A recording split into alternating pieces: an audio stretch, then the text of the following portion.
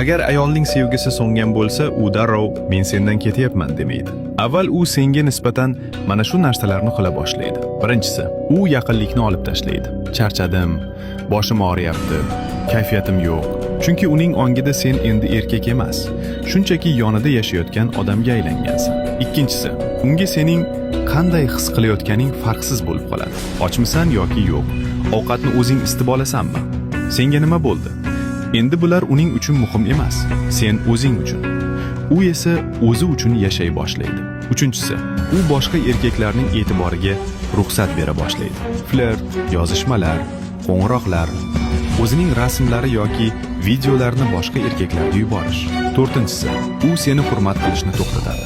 Sen uzr so'raysan, harakat qilasan, gul va sovg'alar berasan, lekin u bularning barchasini oddiy holatdek qabul qiladi. Munosabatlar va inson psixologiyasining ko'pchilik bilmaydigan tomonlari Telegram kanalimizda. Havola bioda.